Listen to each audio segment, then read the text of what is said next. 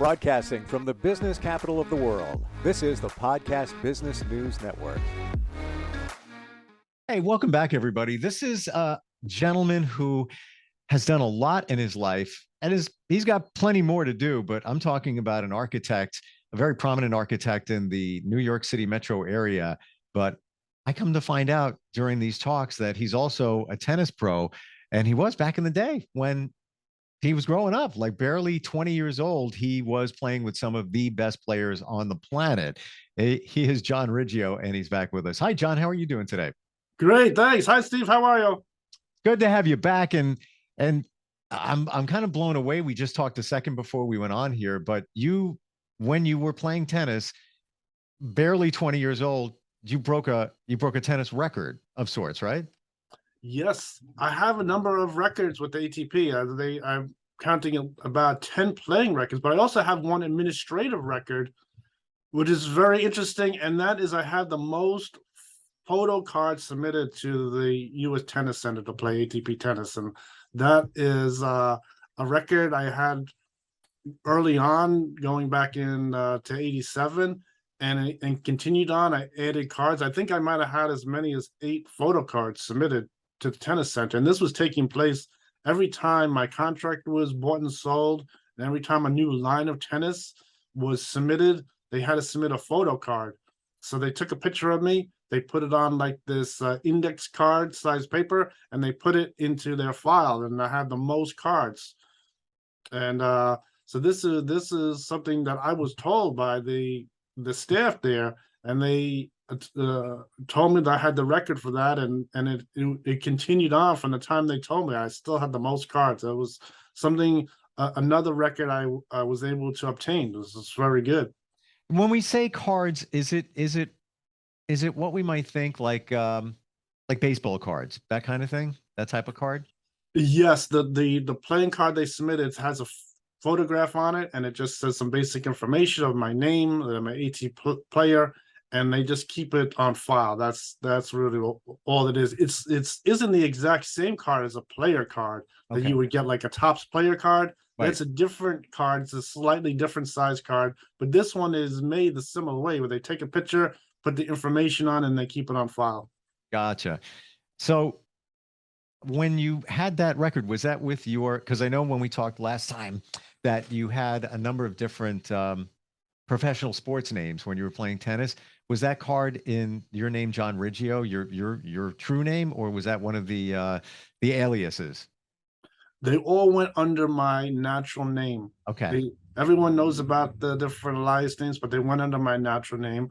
And I think my first name, Jack Racket, which started off when I was like 13 years old, was really good. I was taking on that name as a really my new name. That was going to be a name very possibly I would use every day, like an actor. And my natural name would get put to the side. So that was really good. And I think I started to meet all kinds of different people. And so I think I remember one new friend I made was really, I'm seeing on television, was Robin Mead. I remember I met friends with her. And then right after I made friends with her, I made the new friend, Delilah Jew, she was the one I had already mentioned about. She was the beauty queen in the area, in the same neighborhood.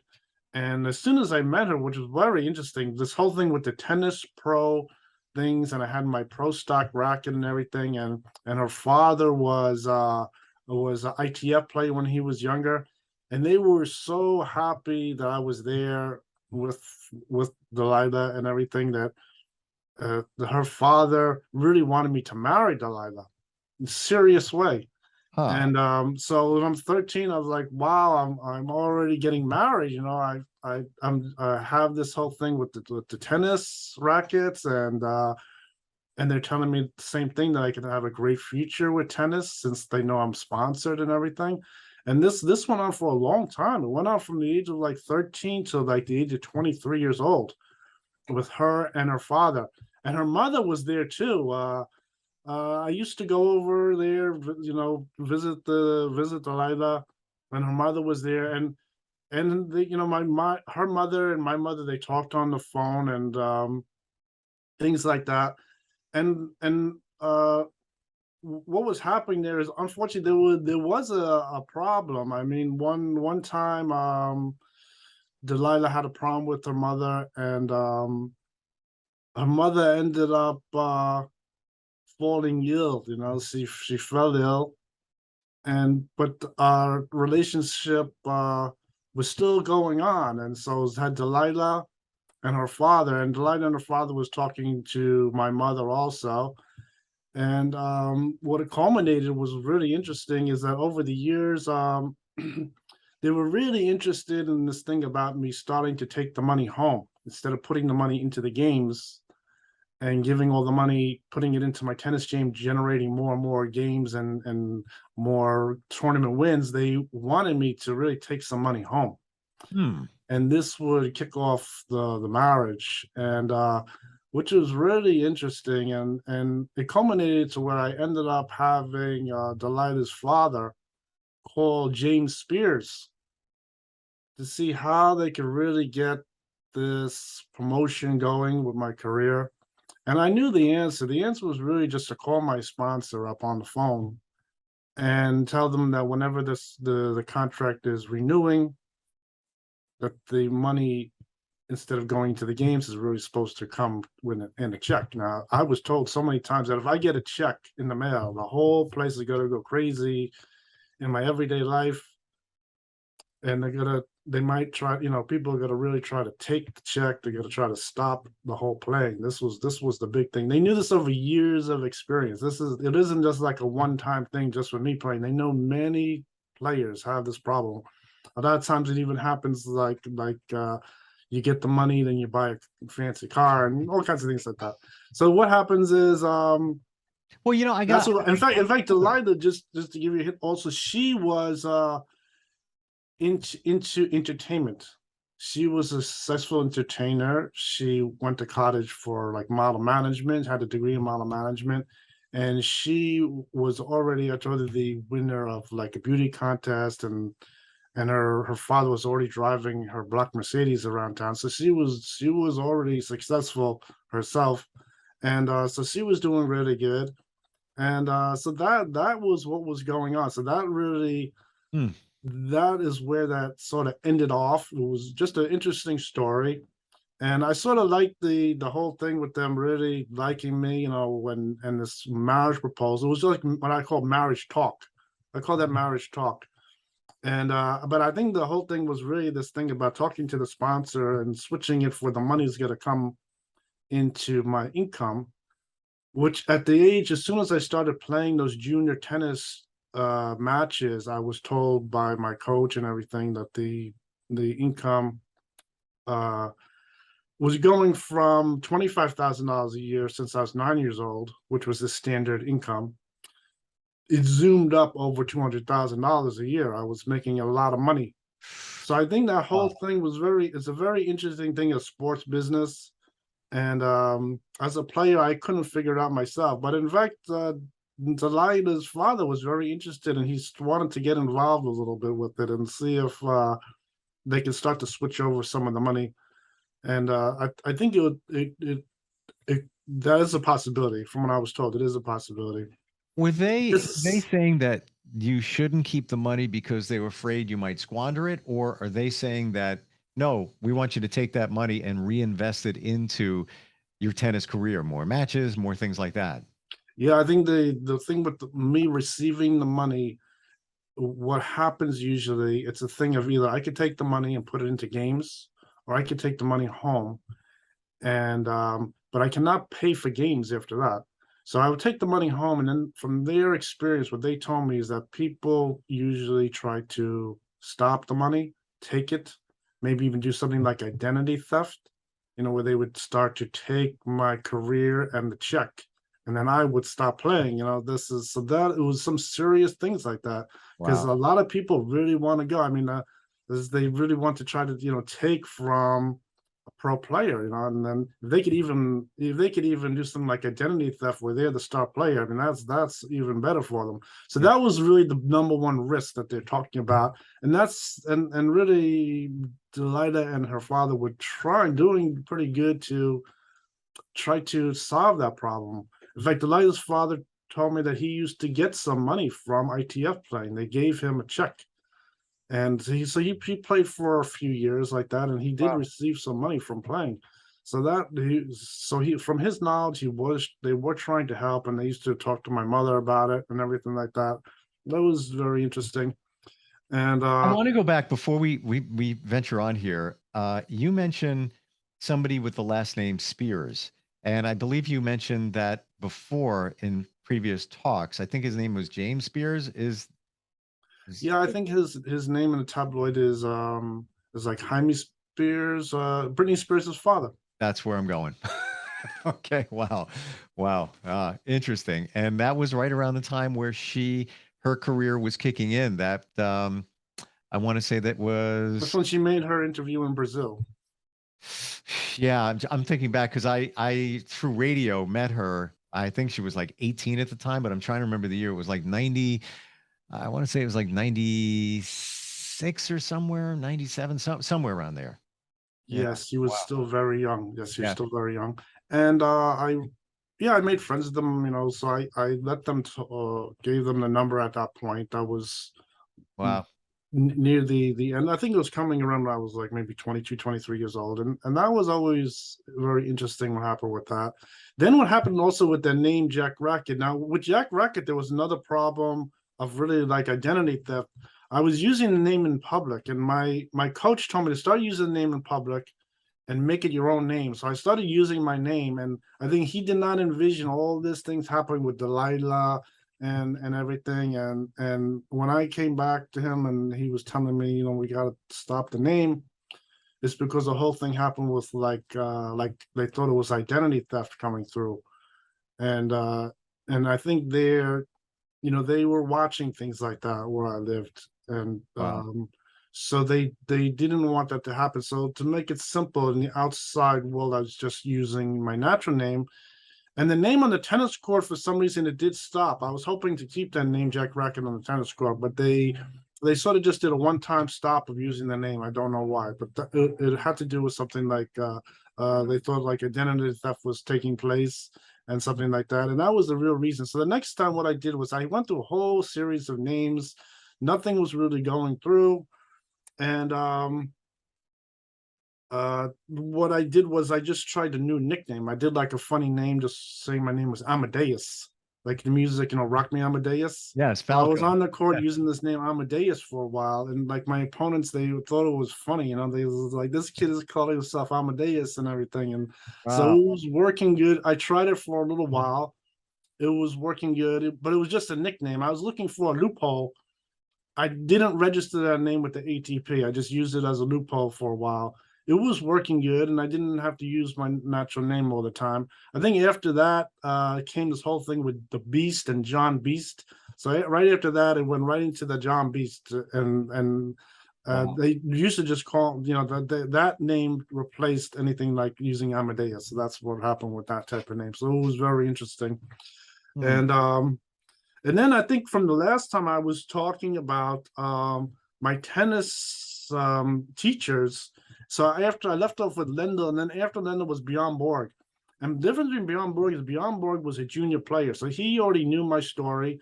He knew I was sponsored as a junior player when I was 9 years old. And Bjorn Borg was sponsored when I was 11. So he was always pointed out that I was sponsored 2 years before him. He was really impressed with that. And he was amazed with all the people coming to play me. And he was even comparing me to like Babe Ruth at that Wow. time. And which is interesting because then years later at Sutton East, my sponsor was saying the same thing. Like when we were doing the thing with the stadium in the Bronx, they started to compare me to really a player like Babe Ruth, really spectacular player. I mean, that was very interesting. Come on, John. What a comparison compared Yes. to Babe Ruth, who started very young as well. That's incredible. So then with Bjorg, he was giving me his teaching instruction, leaving off from Lendo. learning all kinds of new things, rounding off my playing already was very good. Starting to learn that two-handed backhand.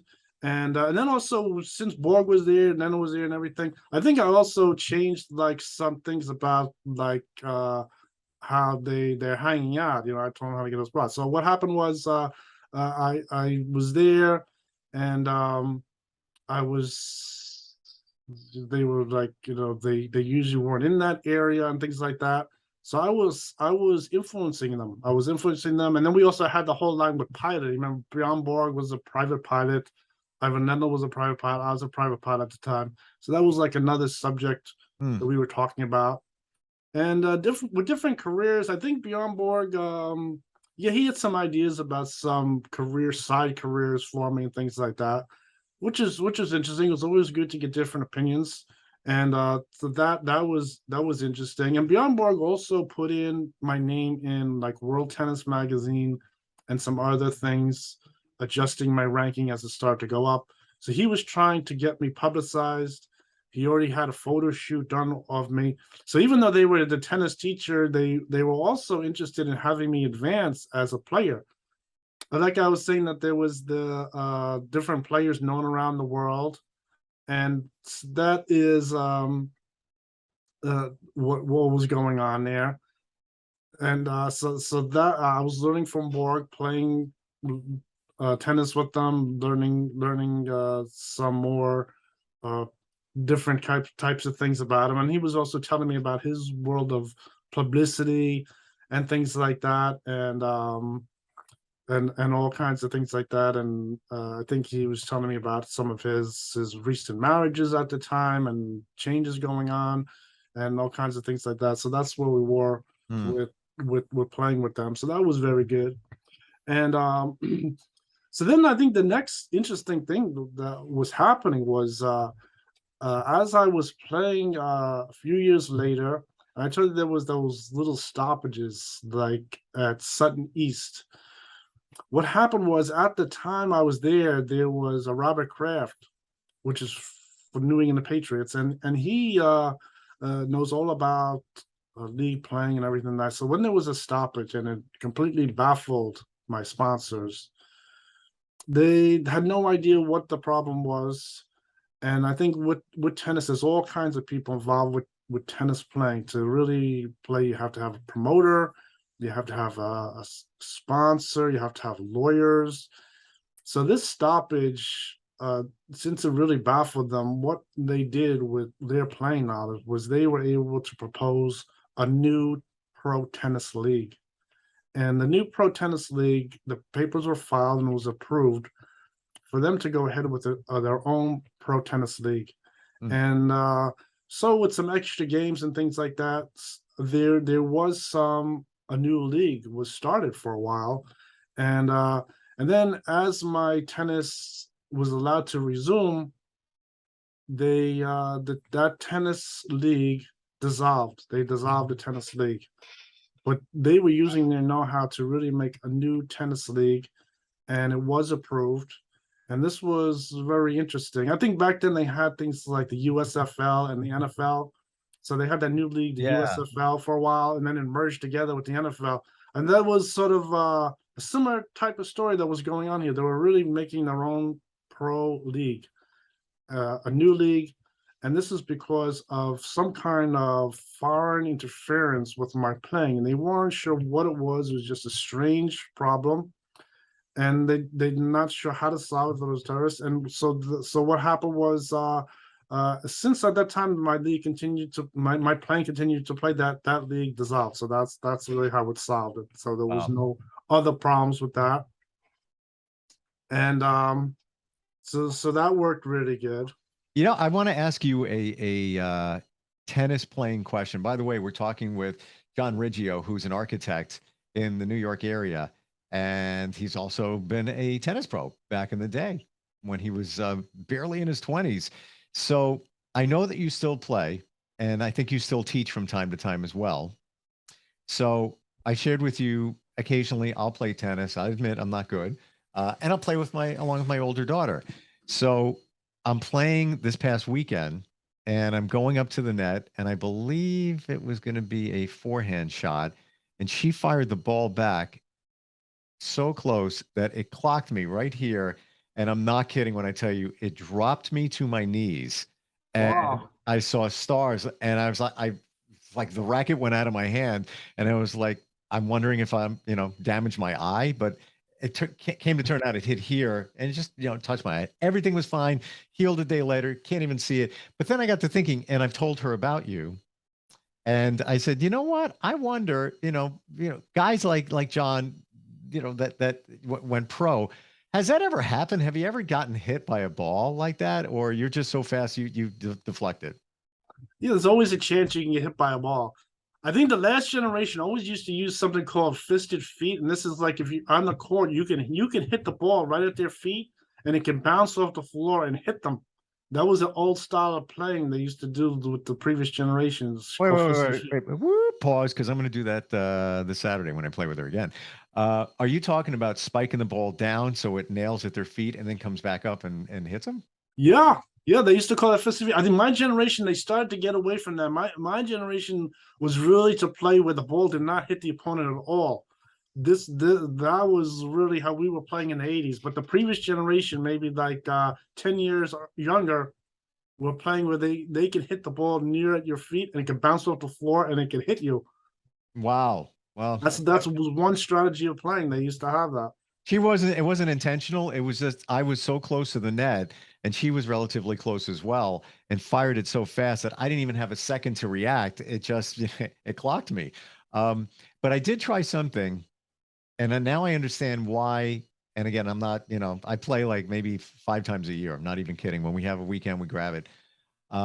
Why tennis players before they serve think about it and focus on it, because there were a number of times where I did that and I thought about where I wanted the ball to go. It would be bouncing it, and I went up and served it, and it went exactly where I wanted it to go, and it was like a spike shot, and there was no way that she could even fire back. But I spent the time thinking about it. There's a lot up here to playing tennis. It's not just whacking the ball, right? Oh yes, no, you have to concentrate. It's really like a game of concentration. You really have to have excellent thinking, not being distracted by anyone around you, and really concentrate on playing. Yes, that is the number one important thing to Yeah. play good. Yes. But now I got it, because every time I would watch a match and I would see somebody play, and before they serve the ball, they're taking time. It's not like, all right, let me just throw it up there and hit it. No, you're taking time, focus on where you want the ball to go, prepare for the shot, and then fire it in. And I've never done that before. I'm just sharing it because I think it's cool. It's new for me to do something like that, but it went exactly where I wanted. And I did it a couple of other times too. But now I get it. I guess, again, I hardly ever play, so this is new to me, but now I get what a lot of, players like yourself go through. Yes. Yeah, Yeah. that's good. You're getting a lot of experience playing. Yeah, that's great. Yeah, when you're at the net, you always have to hold the racket, continental style, like a hammer, and keep it in front of you so you could block any ball. You don't want to wait there casually and let the ball hit you. That can happen to anybody. Yeah, well, you know what? To your point, John, I wasn't focused at that time when I was at the net, because I would have definitely deflected it. And I don't even remember seeing her fire the shot. And that's way wrong. I should be right on top of it, where that ball is coming from. I don't even remember it coming. All I remember was when it was about here. I don't remember her hitting the shot. So to your point, you have to concentrate, you have to focus. Super Yes, important. correct. Yeah. What when it ended for you, your whole career, what was the turning point? How did you know that, all right, you know what? I'm wrapping it up. This is it for me at this point. Well, there was a conclusion to Sutton East. I didn't talk about it yet, Mhm. but my contract was bought over. In fact, because I was remembering the past, it was bought over, and the playing there was a small piece that resumed in the spring of 1991. And this is we could do this on another show. This is a Sure. whole big segment I didn't talk about, but it has to do with my contract being bought and sold Wow. at a lot of money. Every time my contract was bought and sold, it was sold for a lot. It started off for like maybe 500,000, and the next was like 1 million, 5 million, things like that. So I'll talk about that. It went way high up the numbers I could talk about that on another show. And just to keep perspective here, that even before you said your salary was, like around 200 in the beginning stages, somewhere around there. Back in the 80s, there's a lot more money, and 200, hey, that's great now even. But back then, even talking a million, that was a lot of money back then. You know what I'm Yes. saying? Wow. I think we're And just I also got a lot of little benefits. I talked about those travels. sure. All those travels was really I earned that playing tennis. And my sponsors even talked to my mother directly about that I was awarded traveling, and that's when I started to go. I went to this very nice trip to Italy, and then in fact, when I was in Italy, I met this very nice new friend, like a new girlfriend, and we were holding hands in Rome. And paparazzi, they came over, they took pictures of us together in Rome. Oh, That was a really nice spot. I mean, that was a very nice clip they did with us. yeah, that's That super. was amazing. It's funny. And so they knew who I was all the way over in Italy in that time. The beast found another girl. All right, John, great talking with you. The website, want to share it with everybody, johnriggio.com, Riggio. If you want to see some of the pictures from his tennis career, and also your amazing architectural design, it's all up there. And great stories, John. I really appreciate it. Great. Thanks a lot. It's good talking to you, Steve.